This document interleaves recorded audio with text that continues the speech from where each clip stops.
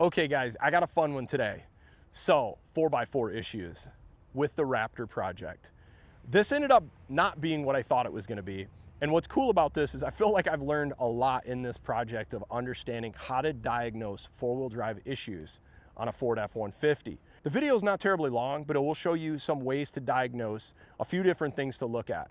Vacuum issues, IWE issues, solenoid issues, wiring issues, and lastly, transfer case actuator. I'm gonna kind of go through this and kind of see my methodology of doing this. I'm not a licensed mechanic, and I'm not gonna tell you guys I am. I'm just an average dude that is trying to fix up a vehicle. So take my advice with a grain of salt with this entire project. You should do what makes sense for you, but I can just tell you how I root caused this whole diagnostic in this truck.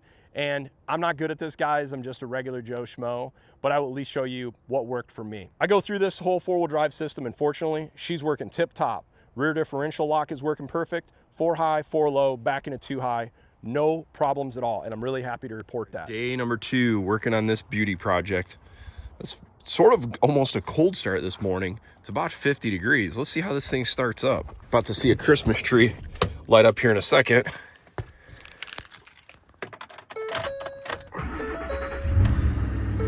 Nice and strong. That's a heat shield rattle. There we go. All kinds of brake issues, TPMS sensors, 4-wheel drive, hill descent control. Gonna be fun. So for today, we're gonna do a quick diagnostic on the 4-wheel drive system. So I know the 4-wheel drive is not engaging at the transfer case or at the wheel ends. And what I want to try to find out right now is it an IWE issue? Is it a sensor issue? Is it an actuator issue? Is it a wiring issue? I've already tackled the first project, which was working on flushing the coolant system. We're going through that process still because I want to see if I got an oil cooler leak. You know, it's really easy to throw parts at this thing. The oil cooler is 120 bucks. The truck's got 160,000 miles. But the purpose of this whole video and this entire project is let's actually do this the right way and see if things are actually failing. And if they're failing or have failed, I'm gonna replace them, but I'm just going to focus on the essentials right now. Pop the hood in this beast.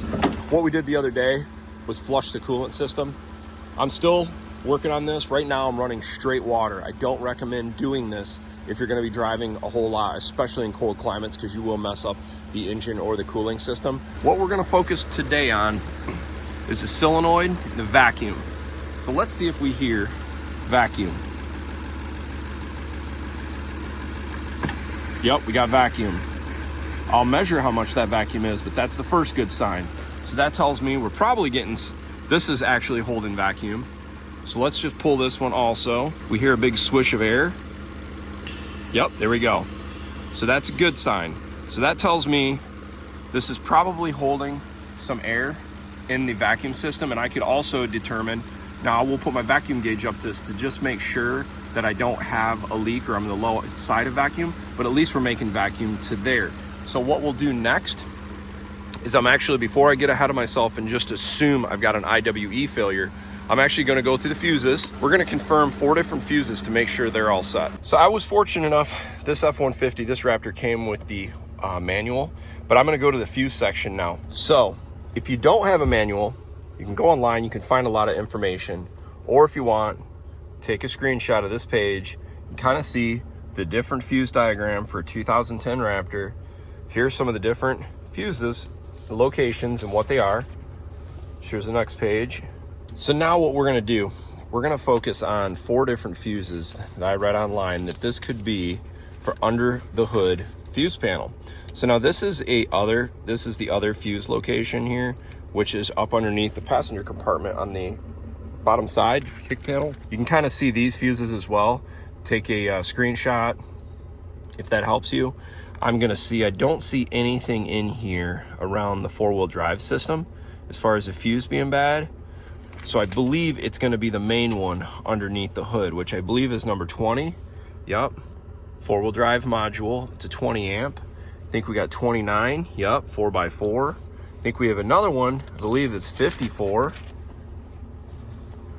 4x4 module, you've got it. And then 60 auxiliary power, no, right there, 60, one touch start diode. Not sure what that one is, but I did read some people talking about that one. Oh, here's another one, 68, sorry, 68. So there's four of these. So we're gonna take this, I'm gonna look under the hood. We're gonna first start with fuse number 20, and then go to 29, and we will look at it and see if they are burned or not. All right, so let's start with fuse number 20. It's right there. So we got our main relays right back here, and then the second row is right there. So I believe it's probably going to be right here, but we're just going to count over. So we got to go 11, 12, 13, 14, 15, 16, 17, 18, 19, 20. Let's see what this one looks like. Okay, so we've already pulled fuse number 29, 54, and 20. I don't have great eyes, so I'm trying to take pictures to see the actual fuses, but I believe these two are good. This one's questionable. Now we're gonna look at 68. Looks like it's in good shape. I'm not seeing any issue there, but I'm gonna pull it out and look at it closer up. So we've now pulled all 4 fuses tied to the 4-wheel drive system. And when I look at 29, when I look at this, I don't see an issue. It doesn't look like it's burnt. I'm thinking just for having spares, because I don't have this style right now in the garage, I'm considering just going and buying new just to have spares in case there is ever a problem off-roading or whatnot. I'll probably throw some new fuses in just to rule that out anyhow. So I know we got a mess with this wire harness, but generally speaking, I think it's gonna suffice for the moment because we're ordering another setup to get this all fixed out. Let's get underneath here now and see if we see any other issues with any other wire harnesses. So if I had to take a first glance, man, that actuator motor looks like it's in pretty rough shape. Harness is just hanging there, which is interesting. Nothing chewed on. That could be part of our problem right there, that actuator. Crap ton of rust on there. Does not look good. I'm not saying that's the problem, but it doesn't look good regardless. That might be one of our smoking guns for the 4-wheel drive system. What this is about and why this is just hanging here and why this is not supported anywhere. That's really weird to me. I would think it probably has to be supported like right here, but interesting nonetheless. So one of the important processes when you're doing a repair in a vehicle, I've got multiple things going on at once. I got a lot of problems I got to fix. But what I know is this ABS sensor is cut in half, so it needs replaced. But there's a chance that the IWE also is bad. There's also a chance the CV joint is bad. Everything is bad in there. And here's an area where you can save some money. So let me show you what I mean. So there's my ABS sensor. I know it's shot. So I know I have to get into this hub and tear this stuff apart. But man, if that IWE is bad at the same time, I'm already gonna have to be in there. It'd be really nice to do it all at once. And especially if you're not able to do these repairs yourself and you have to pay a mechanic, you're gonna have to do some of this stuff anyhow. This will save you some money. So right now, what I'm gonna look for, check that out, guys. Notice that's spinning. It's because the engine is off, and so it has no vacuum. That's a good sign. This tells me my IWE might be in good shape. So what I'm gonna do right now is turn the truck on, and we're gonna see this wheel's gonna start free spinning. So we have the engine on now, we're making vacuum, and we're in 2-wheel drive. Let's see if this spins still. Okay, this is spinning, guys. This should not be spinning right now. So this tells me I've got a leak somewhere in a vacuum line, or my IWE is bad. So now we're gonna go through this. This should, like as I mentioned, this should not be spinning. I'll go in the truck. So there we are. Now I'm gonna try to put it in 4-wheel drive to see. I don't hear any actuator, anything down below. I just realized we still have the fuses out. All right, just to confirm, we're in 2-wheel drive. You see on the dial indicator. Gonna turn the engine on, I got all the fuses in. All right, that's a good sign. Wheel is spinning free. That tells me my IWE and the vacuum system is working correct on the driver's side. Now I'm gonna throw it in 4-wheel drive now, and let's see if we see that engage. Let's see if we hear any noises too. See, this is the light on the dash. It says check 4x4. Let's see if this CV shaft moves now. Interesting, it's not engaging. So we can see the switch is on, but my front hubs are not engaging. But here's what's interesting.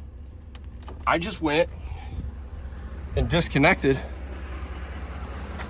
from the solenoid right here. I can feel a vacuum.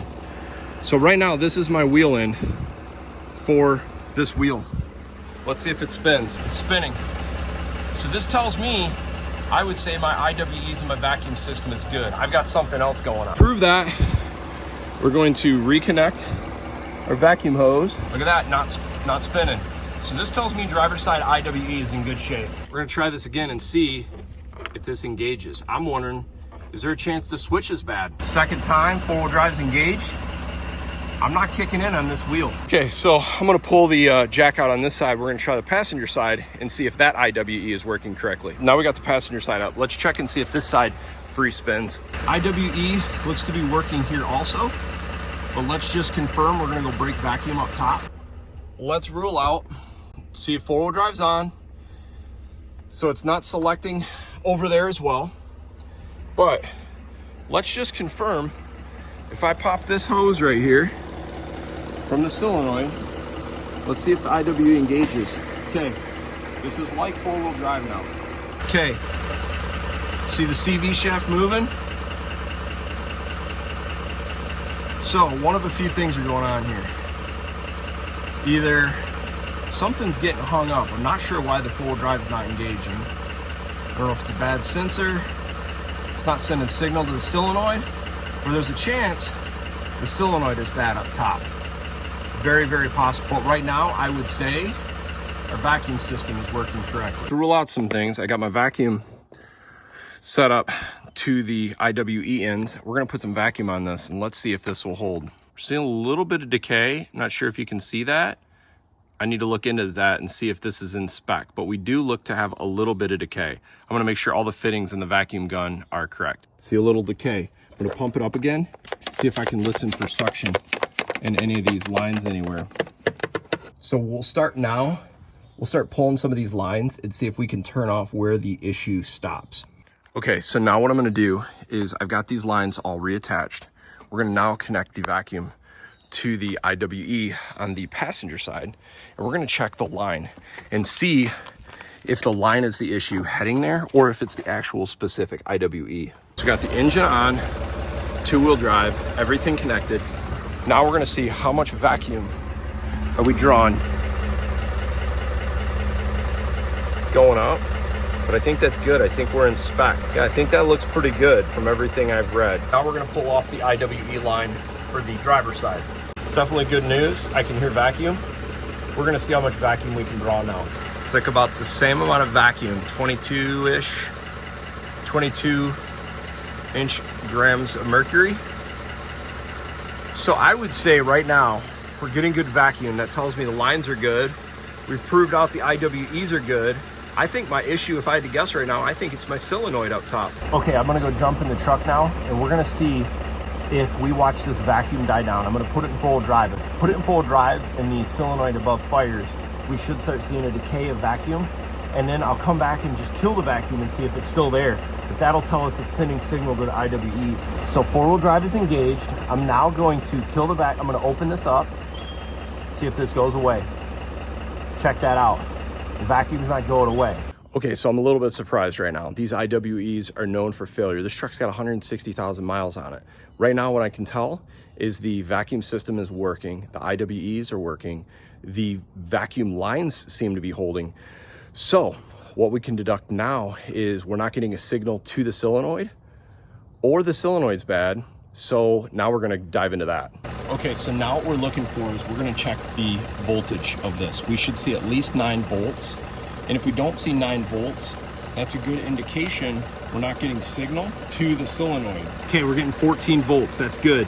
That means we're getting signal to this solenoid. Now we're gonna go put it in full drive and see if the voltage drops. So I engaged full drive, we're still getting the same voltage. So this tells me something's not triggering. I don't think I got a solenoid issue. Maybe it's even the switch that's bad up front. I think right now, if I had to guess, I'd say the solenoid's not the problem. So this tells me we've got a problem with this switch. Very interesting. Something is not getting the juice to this. I read about a trick online about pulling this cap off and cleaning this sensor out. Well, unfortunately, to pull that cap off, you got to pull these 3 T15 Torx bits off. 2 of them are so rusted they broke. So I'm gonna actually end up removing and just replacing this. I didn't like the look of this anyhow. Sucker was rusted. I mean, look at the rust. It's probably shot. But we will order a new replacement now and try this test again here soon. Well, for today, I think the vacuum system is okay. I don't see any issues there. The solenoid might be okay. Right now, we're not getting the right signal. It could be the switch inside, it could be the actuator down below.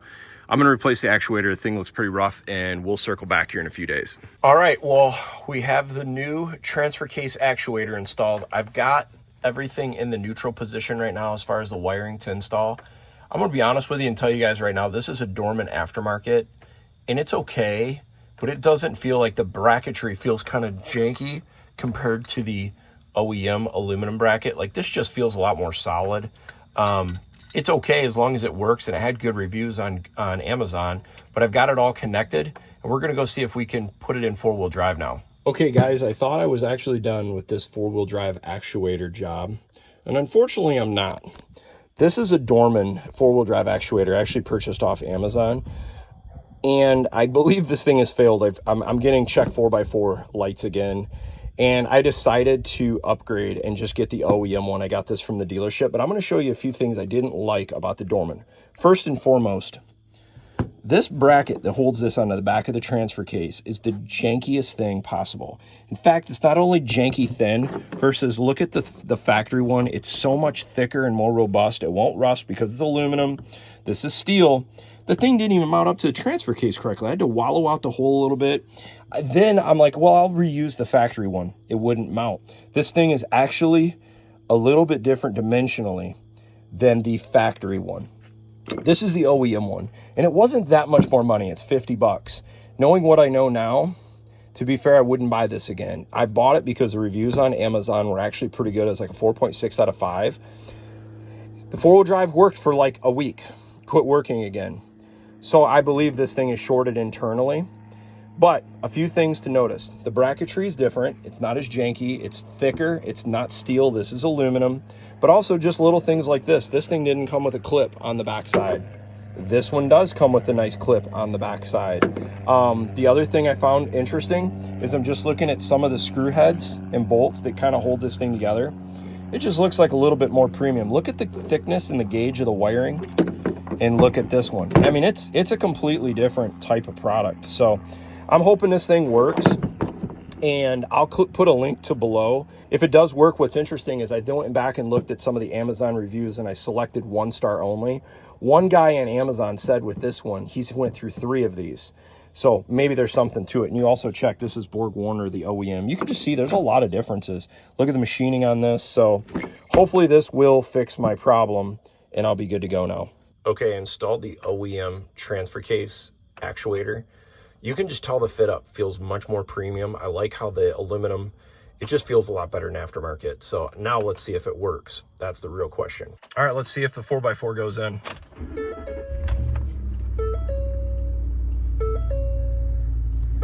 Got it in 2 high, about to put it in 4 high. Let's see what happens.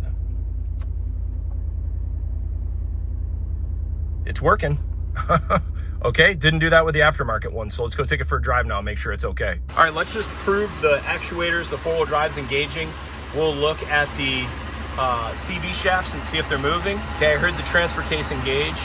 Gonna drive forward now. Yep, they're moving. Good, now let's check the other side. Yep, that one's moving too. We're gonna put it in 2-wheel drive, make sure the actuators are not moving there, not moving there. Cool. Okay. Now we're gonna check it and see and make sure that, okay, 4x4 is in, 4 high. Now we're gonna do 4 low, 4 low engaged. Oh yeah, definitely in 4 low. Awesome. Okay, now we're gonna put it back in 4 high.